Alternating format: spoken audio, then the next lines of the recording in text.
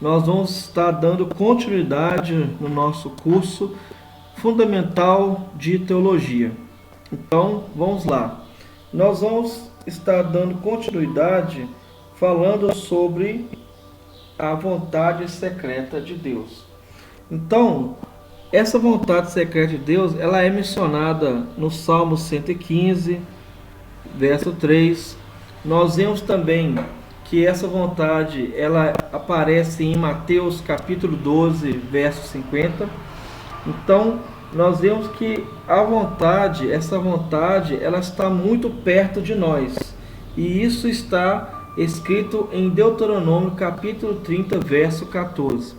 A vontade secreta de Deus pertence a todas as coisas que Ele quer efetuar ou permitir, tal como acontece na vontade decretória, sendo, portanto, absolutamente fixa e irrevogável.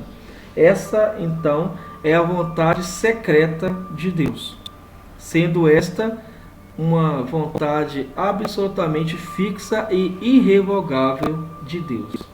Bom, nós vamos falar sobre a liberdade, a perfeição de Deus no exercício de sua vontade.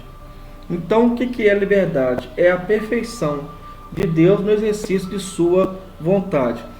Deus age necessária e livremente, assim como há conhecimento necessário e conhecimento livre, há também uma voluntas necessária, que significa vontade necessária, e uma voluntas libera, que significa vontade livre. Na vontade necessária, Deus não está sob nenhuma compulsão, mas age de acordo com a lei do seu ser, pois Ele necessariamente quer a si próprio e quer a sua natureza santa. Então essa é a vontade da liberdade de Deus. Deus necessariamente se ama a si próprio e suas perfeições.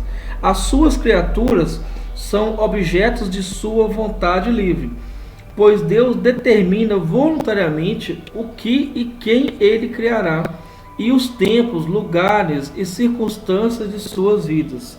Ele traça as veredas de todas as suas criaturas, determina o seu destino e as utiliza para seus propósitos. É o que nós vemos no livro de Isaías, capítulo 10, 15, é o que nós vemos em Romanos, capítulo 9, versos 15 a 22, e no livro de 1 Coríntios, capítulo 12, verso 11. Bom, nós vamos estar passando agora para uma parte bem interessante sobre curiosidades bíblicas. Então, aqui eu vou trazer 20 curiosidades bíblicas que podem mudar a sua vida. Aí, essas curiosidades bíblicas que são elaboradas não por mim, mas pelo pastor Omar, o presidente do curso internacional de teologia. Beleza? Então vamos lá. Primeiro, na Bíblia tem 2 livros que levam os nomes de 2 mulheres, que são Esther e Ruth. 2. No livro de Esther não menciona o nome de Deus. 3. O maior versículo da Bíblia tem 92 palavras e está em Esther 8, 9. 4. O menor versículo da Bíblia tem 10 letras e está em Êxodo 20, 13. Não matarás. 5. O segundo menor versículo da Bíblia tem 11 letras e está em João, capítulo 11, 35. Jesus chorou. 6. A Bíblia foi escrita por 40 homens inspirados por Deus, isso não pode ser esquecido, ao longo de 1536 anos. Iniciou com o Pentateuco de Moisés no Monte Sinai em 1440 a.C. e terminou com o quarteto do apóstolo João. O livro de Apocalipse, 1 João, 2 João e 3 João, no ano 96 depois de Cristo. A Terra tem 7 bilhões de pessoas. No caso, esse dado já está ultrapassado. Nós já somos em torno de mais de 8 bilhões de pessoas. Vamos lá. 8º, Adão e Eva foram criados há 8.101 anos. Então, nós temos aqui a data de criação de Adão e Eva. Da criação ao dilúvio passaram 1.656 anos. Do dilúvio a Cristo foram 4.430 anos. E de Cristo até hoje são 2.015 anos. Porém, os elementos usados para formar a terra e a criação de animais e vegetais são bem mais antigos e pode chegar a 100.000 anos ou mais, e que o dia da criação desses elementos e animais pode não ser de 24 horas e 60 minutos do relógio solar de hoje. Isso aqui é muito importante. 9. O homem que mais viveu na terra foi Matusalém. Ele era avô de Noé e morreu afogado no dilúvio porque não creu na pregação do neto. Hoje, a arca da salvação é Cristo e o betume é o seu sangue. 10. Os cristãos não podem ouvir ou cantar músicas mundanas. Primeiro, porque não louva a Deus. Segundo, porque louva a carne e os demônios. E terceiro, porque sempre tem mensagens subliminar, psicografada e sensual. Então, vamos para a curiosidade número 11. A figueira brotou as folhas em 1948, ou seja, Israel renasceu e já estamos no momento propício para o arrebatamento, onde os mortos em Cristo ressuscitarão primeiro e juntamente com os cristãos vivos vão subir para a Jerusalém celeste. Passar 3 anos e meio no tribunal de Cristo para receber coroas e galardões e 3 anos e meio nas bodas do Cordeiro, que é festa de casamento entre a igreja e Cristo. Toda pessoa que hoje morre com Cristo, o seu espírito vai repousar no paraíso celeste ou seio de Abraão. 12. A grande tribulação será a terceira guerra mundial, liderados pelo anticristo e a besta e o falso profeta, e começará após a subida da igreja cristã. Na terra, em 7 anos, todas as pessoas infiéis sofrerão castigo e punições com pragas, ferrões de escorpiões, trombetas e selos. Vai chover pedras de 30 quilos e o povo será carimbado com o 666, castigados e mortos. Armagedon será a batalha final dos países contra Israel. 13. O milênio será um período de 1000 anos de paz na terra para os judeus, onde os animais serão mansos, não haverá armas e guerras, moedas, doença e noite, e as mulheres terão de 30 a 150 filhos. Qualquer informação aqui que seja muito diferente ou estranha para você, você coloca aqui a sua dúvida, que nós estaremos respondendo a sua pergunta assim que possível. 14. O pouco de tempo será a quarta e última guerra na terra após o milênio, com duração de 6 a 12 meses, e fogo vai descer do céu e devorar os deuses rebeldes para após serem julgados no juízo final. 15. A nova terra de Apocalipse 21 será para os judeus obedientes, reconstrução do Jardim do Éden, e a igreja estará na Jerusalém celeste com corpos espirituais e cantando ao redor do trono de Deus para sempre. Amém. Maranata, ora vem, Senhor Jesus. 16.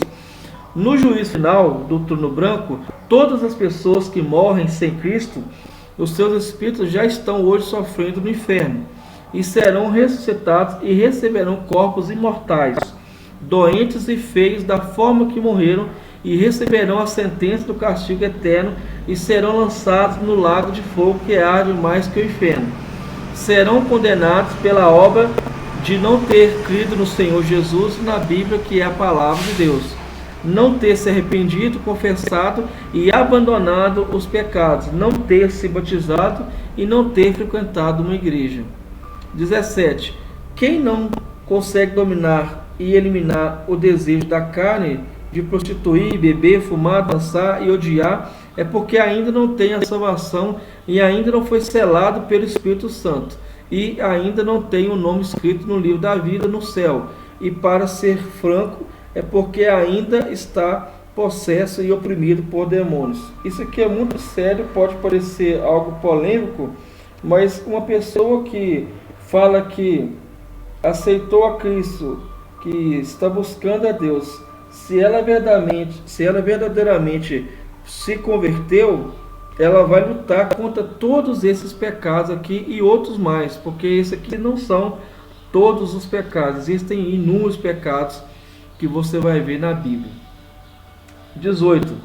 Deus aprova, venera e apoia o sexo no leito sem mácula, ou seja, de pares casados no civil e, se possível, na igreja. E reprova e castiga já agora e também depois do inferno aos que se dão à prostituição, ou seja, o sexo praticado antes ou fora do casamento e entre amaziados. Hebreus capítulo 13.4. Deus diz na Bíblia que reprova a união de pessoas do mesmo sexo, porém está pronto para perdoar e salvar a alma de homossexuais e de lésbicas e de todos os prostitutos. 19. Que o maior diálogo do Senhor Jesus registrado na Bíblia foi com uma prostituta. Liberou perdão e ela tornou-se a primeira missionária e ganhou toda uma cidade para Jesus. Isso está lá em João capítulo 4. O importante é o arrependimento e fazer propósito de mudança de vida. E, então, para aquele que se arrepende, confessa, pede perdão e muda totalmente de vida, não tem nenhuma condenação. É o que nós vimos em João capítulo 8, verso 11. Vá e não peques mais. É o que Jesus Cristo fala com todo aquele que se converte. 20. No sangue de Cristo, todos os seus pecados, pretos como a escarlata, ficam brancos como a neve, e os vermelhos como o carmesim ficam como a branca lã. Isaías 1,18. Jesus cura todo tipo de doença, depressão, angústia, enxuga as lágrimas, liberta de opressão maligna, dá vitória, alegria, muita paz e leva ao céu. Maranata. Agora vamos ler uma reflexão. Essa aqui é a fala do pastor Omar, que é o presidente do curso internacional de teologia. Querido estudante, hoje, nesse momento, é o momento de você encontrar-se ou reconciliar-se com o Senhor Jesus, ou falar do amor dele para a sua família e amigos.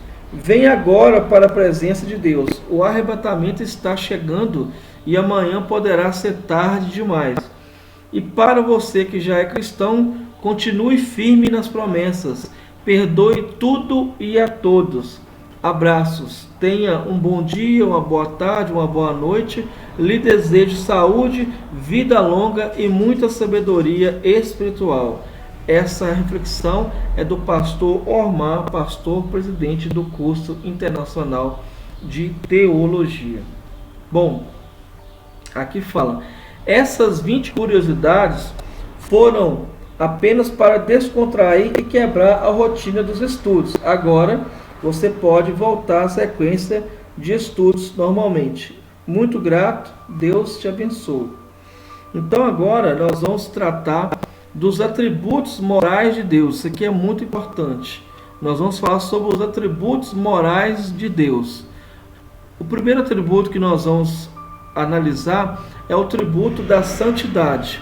Santidade é a perfeição de Deus, em virtude da qual Ele eternamente quer manter e mantém a sua excelência moral. Aborrece o pecado e exige pureza moral em suas criaturas. Ser santo vem do hebraico kadash, que significa cortar ou separar. Nesse sentido, também o Novo Testamento utiliza as palavras gregas agiazo e agios. A santidade de Deus possui dois diferentes aspectos, podendo ser positiva ou negativa.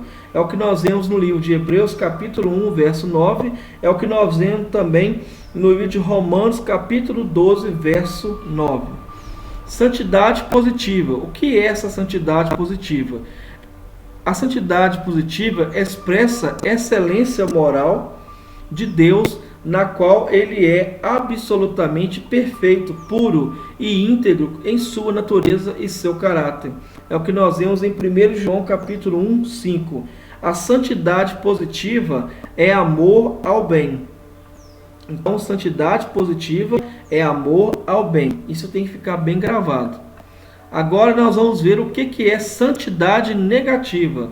Se nós aprendemos o conceito de santidade positiva, nós vamos entender agora o conceito de santidade negativa. O que isso significa?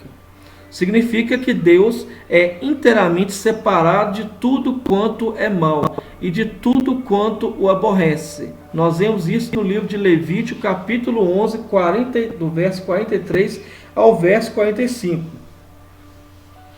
A santidade negativa, ela é o quê? Ela é o ódio ao mal.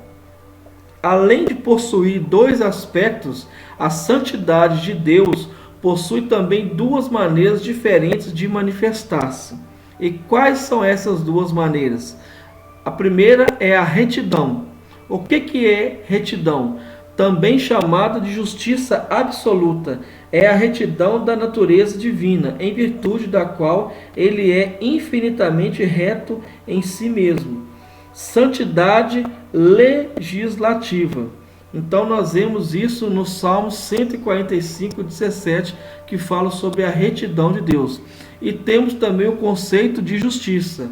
O que é o conceito de justiça? Também chamada justiça relativa, é a execução da retidão ou a expressão da justiça absoluta, santidade judicial. Strong a chama de santidade transitiva. A retidão é a fonte da santidade de Deus. A justiça é a demonstração de sua santidade. Então, a fonte da santidade de Deus se encontra na retidão. E a justiça que Deus opera é a demonstração de sua santidade, que vem da retidão, que é a sua fonte. Beleza? A justiça de Deus pode ser retributiva e remunerativa. O que é isso? A justiça retributiva se divide em punitiva e corretiva. A justiça punitiva é aquela pela qual Deus pune os pecadores pela transgressão de suas leis. Esta justiça de Deus exige a execução das penalidades impostas por suas leis. É o que nós vemos em Salmos, capítulo 3, verso 5. Nós encontramos isso também no livro de Daniel, capítulo 9, versos 12 e 14. A justiça corretiva é aquela pela qual Deus, entre aspas, pune, corrige os seus filhos para corrigi-los. Então, nós vemos isso no livro de Hebreus, capítulo 12, versos 6 e 7. Aqueles que não são seus filhos, Deus pune como um juiz severo. É o que nós vemos em Romanos 11, 22. Mas aos seus filhos, Deus pune, corrige como um pai amoroso. É o que nós vemos em Jeremias capítulo 10, verso 24. A justiça remunerativa é aquela pela qual Deus recompensa com suas bênçãos aos homens pela obediência de suas leis. Então, isso se encontra, essa justiça remunerativa, nós vemos isso em Hebreus capítulo 6, versos 10, e vemos isso também no livro de 2 Timóteo, capítulo 4, verso 8. Bom, nós vamos falar agora sobre o conceito de ira. O que é a ira?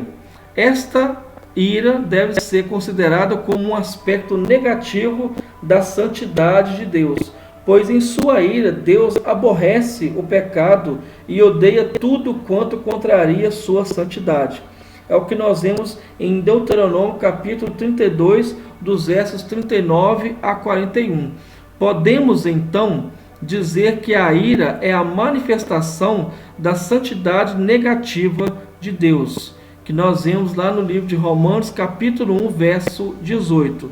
A ira é também designada de severidade, como nós vemos no livro de Romanos capítulo 11, verso 22. Então, vamos aprender um pouco mais sobre os conceitos morais de Deus. o conceito de bondade. Bom, a bondade é uma concepção genérica, incluindo diversas variedades que se distinguem de acordo com os seus objetos. Bondade é perfeição absoluta e felicidade perfeita em si mesmo. É o que nós vemos no livro de Marcos, capítulo 10, verso 18. E vemos isso também no Salmo 119, verso 68. A bondade, ela implica na disposição de transmitir felicidade. Então, vamos agora aprender sobre benevolência, essa palavra que não é muito usada no nosso dia a dia. O que é a benevolência? Benevolência é a bondade de Deus para com suas criaturas de modo geral. É a perfeição de Deus que o leva a tratar benévola e generosamente todas as suas criaturas. É o que nós vemos nos Salmos 145, versos 9, 15 e 16. E também nós vemos essa benevolência, no livro de Atos, capítulo 14, verso 17. Bom, o autor Thiessen, ele define benevolência como a afeição que Deus sente e manifesta para com suas criaturas sensíveis e racionais. Ela resulta do fato de que a criatura é obra sua. Ele não pode odiar qualquer coisa que tenha feito. É o que nós vemos no livro de Jó, capítulo 14, verso 15. Mas apenas aquilo que foi acrescentado à sua obra, que é o pecado. Que está lá no livro de Eclesiastes, capítulo 7, verso 29. Nós vamos agora aprender sobre o atributo moral da beneficência de Deus. Não é beneficência, não. A palavra correta é beneficência. Então, o que significa essa palavra? Enquanto que a benevolência é a bondade de Deus considerada em sua intenção ou disposição, a beneficência é a bondade em ação, quando seus atributos são conferidos. Então, esse é o conceito de beneficência. Agora nós vamos entender qual que é o conceito de complacência. O que é essa palavra? O que ela significa? Complacência é a aprovação às boas ações ou disposições. É aquilo em Deus que aprova todas as suas próprias perfeições, como também aquilo que se conforma com ele. Então, nós vemos isso, a complacência é vista no Salmos 35, versos 27, e também no livro de Hebreus, capítulo 13, verso 16. Agora, nós vamos entender o que é o conceito moral de longanimidade ou paciência. Quando você fala longanimidade, essa palavra grande, difícil de falar, é a mesma coisa de você falar paciência, tá? Então, o hebraico emprega a palavra erek ap, que significa grande de rosto, e daí também lento para a ira. O grego emprega macrotimia, que significa ira longe. Portanto, longanimidade ou paciência é o aspecto da bondade de Deus em virtude do qual ele tolera os pecadores, a despeito de sua prolongada desobediência. A longanimidade ou paciência revela-se no adiamento do merecido julgamento. É o que nós vemos no livro de Êxodo, capítulo 34, verso 6, e também vemos isso no livro de Romanos, capítulo 9, verso 22. Agora nós vamos aprender o conceito de misericórdia. O que é a misericórdia? Também expressa pelos sinônimos compaixão, compassividade, piedade, benignidade, clemência e generosidade. No hebraico usa-se as palavras chesed e racham, e no grego eleus. É a bondade de Deus demonstrada para com os que se acham na miséria ou na desgraça. independentemente dos seus méritos. Isso nós podemos ver no livro de Deuteronômio, capítulo 5, verso 10. Nós vemos isso em Ezequiel, capítulo 18, versos 23 e verso 32. E nós vemos isso também no livro de Lucas, capítulo 6, verso 35. Nós vemos sobre o conceito de misericórdia.